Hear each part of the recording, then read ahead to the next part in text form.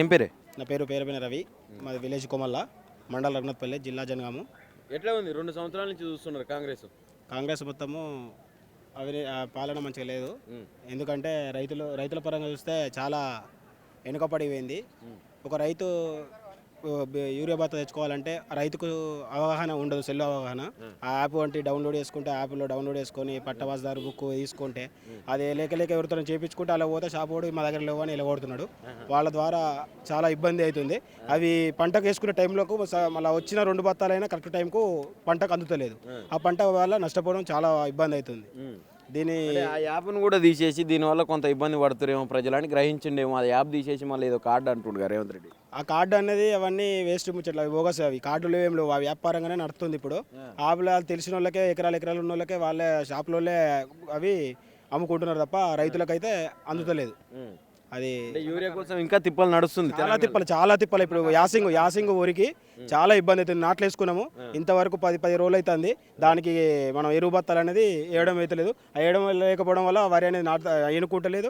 దానివల్ల రైతులు చాలా నష్టపోవడం జరుగుతుంది. సరే, ఇప్పుడు ఎరువుల సంగతి కొద్దిగా పక్కన పెడితే ఇప్పుడు నాట్లు వేసిరు, ఆల్రెడీ నాట్లు పడ్డాలి. ఇక్కడ కూడా రైతు భరోసా అని చెప్పిండు, వచ్చిన ఈ టైం వరకు రావాలి కదా. యాక్చువల్గా ఇది ఎట్లా ఉంది మీ సైడ్? రైతు భరోసా అనేది పథకాన్ని మర్చిపోయారు ప్రజలు. ఎందుకంటే కేసీఆర్ను అనవసరంగా మేము ఓటుకున్నాము. అనవసరంగా ఆయనకు బోగసు హామీలను నమ్మి మేము ఓటేసి ఇబ్బంది పడుతున్నామని రైతులు రోడ్డెక్కి చాలా ఇబ్బంది పడుతున్నారు ఇప్పుడు ప్రజెంట్. పథకమే మర్చిపోయారు. అసలు అది భరోసా లేదు. కళ్యాణ లక్ష్మి అనేది అది ఒకటి తులం బంగారం అని అది పెట్టిండు. రెండింటిని అడ్డగోలుగా మర్చిపోయారు. ఆ పథకాన్ని అసలు ఆలోచించుకోవట్లేరు. అవి 7 అయిపోయింది అన్నట్టుగా మాట్లాడుతున్నారు ప్రజలు. కేసీఆర్ వస్తేనే మళ్ళీ రైతు బంధు వస్తాయని ఇప్పుడు మంట మీద కేసీఆర్కు ఎప్పుడు ఎలక్షన్లు వస్తాయి, ఎప్పుడు ఎలక్షన్ వస్తున్నాయని అందరు రైతులు కానీ లీడర్ కానీ అందరు కానీ ఎదురు చూస్తున్నారు. ఎట్టుందన్న ఇప్పుడు కవిత గారు నిన్న మొన్న చూసినాం, నిన్న మండలిలో ఆమె ఏడుస్తూ భావోద్వేగానికి గురై మాట్లాడుతూ ఉన్నది. ఇష్టం వచ్చినట్టు అంటే బీఆర్ఎస్ పార్టీనే కొంత విమర్శించినట్టుగా కనిపించింది. ఏంది అసలు, ఎందుకు అట్లా మాట్లాడింది? ఒక కేసీఆర్ కూతురు అయ్యి ఉండి ఎందుకు మాట్లాడాల్సి వస్తుంది? ఆమె వెనుక ఎవరన్నా ఉన్నారనుకుంటున్నారా మీరు? ఆమె వెనుక వేరే రాజకీయ, మనం ఇప్పుడు వాళ్ళ పార్టీ బలోపేతం ఎక్కువ అవుతుందని రాజకీయ నాయకులు ఎత్తుగడలేసి కుటుంబాన్ని విచ్చలవిడిగా చేయాలని ఆమె వెనుక ఒక రాజకీయ పార్టీలు, మన బీఆర్ఎస్కు వ్యతిరేక పార్టీలు ఆమెను రెచ్చగొడుతున్నారు. అది వేరే రాజకీయ శక్తులు ఖచ్చితంగా ఉన్నాయి. ఇబ్బంది పడుతున్నాయని ఆ పరంగా ఆమెను చేసి అయ్యకు బిడ్డకు ఇట్లా లొల్లు పెట్టాలని చిచ్చులు పెట్టుడు ఖచ్చితంగా పార్టీ ఉద్రేకతలో వచ్చే అవకాశం ఉందా బీఆర్ఎస్ పార్టీ? మళ్ళీ బీఆర్ఎస్ పార్టీకి వచ్చినా కూడా తీసుకోండి డైరెక్ట్ పార్టీ అధికారంలోకి వచ్చే అవకాశం ఉందా? బీఆర్ఎస్ 100కు 200% అధికారంలోకి ఖచ్చితంగా వస్తుంది. ఇప్పుడు ప్రెసిడెంట్ ఎలక్షన్లు వచ్చినా కూడా ఆల్రెడీ మంట మీద ఉన్నారు ఓటర్లు. ఖచ్చితంగా బీఆర్ఎస్ ప్రభుత్వమే వస్తుంది. చూస్తురా, నిన్న మొన్న రేవంత్ రెడ్డి గారు మాట్లాడినటువంటి మాటలు ఈ మధ్య తిరుగుతూ ఉన్నాయి, ఫోన్లలో కూడా చూసే ఉంటారు మీరు కూడా. ఒక ముఖ్యమంత్రి ఈ రకంగా మాట్లాడడం ఏందని చెప్పి కొంతమంది కామెంట్ చేస్తూ ఉన్నారు. మీ అభిప్రాయం ఏంది ఆ మాటల మీద? ఆయన అసలు రేవంత్ రెడ్డి అంటే ముఖ్యమంత్రి పదవికి సూటే కాలేదు. ఎందుకంటే ఆయన ఏ పద్ధతి ఏ టైంలో ఏది మాట్లాడాలో అనేది ఆయనకు తెలుస్తలేదు. అనవసరంగా అదొకటి ఏదో చెప్తాడు, 4 మాటలు మాట్లాడుతాడు, ఢిల్లీ వస్తాడు తప్ప ప్రభుత్వం మీద, మన ఉన్న తెలంగాణ రాష్ట్రం మీద అవగాహన లేక ఎక్కడ ఏ కాలు ఉన్నది, ఏ రాష్ట్రంలో ఏది ఉన్నది, ఏ సమస్య ఉన్నది, ఏ కాలం అనేది ఆ సమస్యకు తగ్గట్టుగా పనిచేయాలి, ఒక ఎంప్లాయీని మనం పంపించాలి అనేది అవగాహన లేదు. దానివల్ల చాలా విఫలమైపోయాడు. ఆయనతోటి అది ప్రభుత్వం నడిపేయడం చాదనైతలేదు. కేసీఆర్ గారు చేసినటువంటి మోసానికి బజార్ను నిలబెట్టి ప్రజల చేత రాళ్ళ తీసుకొని కొట్టించి చంపాలన్నంత కోపం ఉందంట రేవంత్ రెడ్డికి. ఏం చెప్తారు దానికి సంబంధించి మీరు? అది అనగానే అయిపోదు.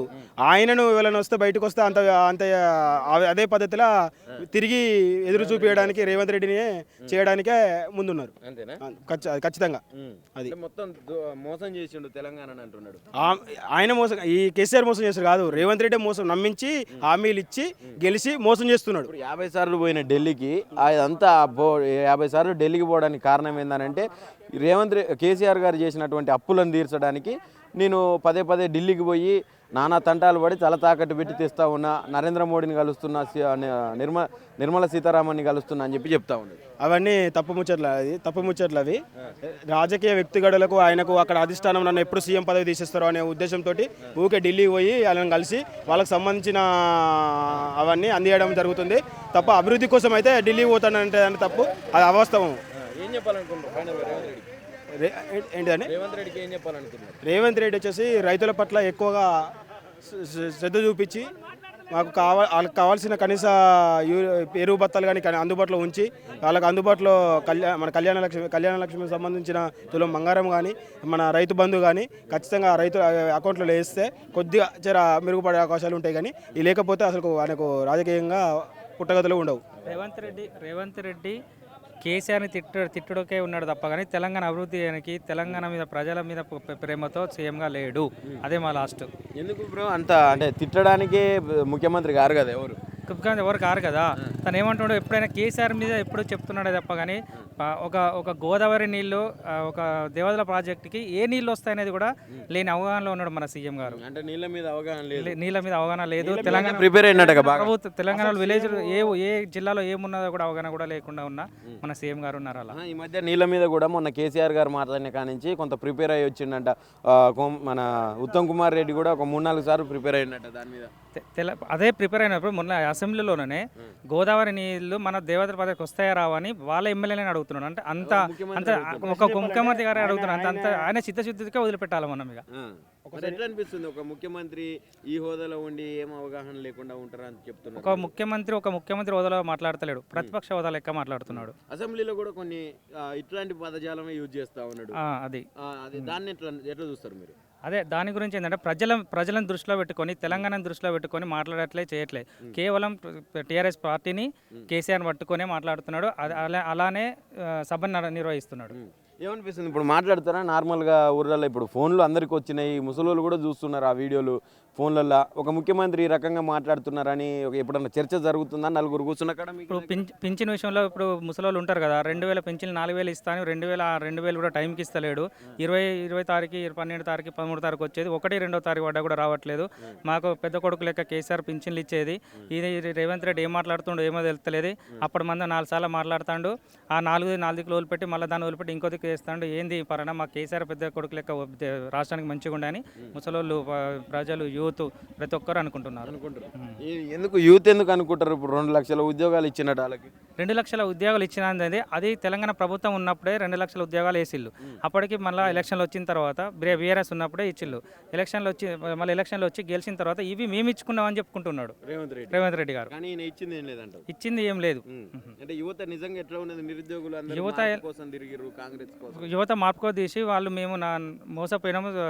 కేసీఆర్ అన్ని తెలంగాణ గురించి టోటల్గా తెలిసిన కేసీఆర్ మేము ఒడగొట్టుకున్నాము. యువత ఇప్పుడు చాలా బాధపడుతుంది. బీఆర్ఎస్ పార్టీ 100కు 300, 400%, 100కు 100% 2028లో బీఆర్ఎస్ ప్రభుత్వం తెలంగాణలో వస్తుందని గ్యారంటీగా మేము చెప్తున్నాం.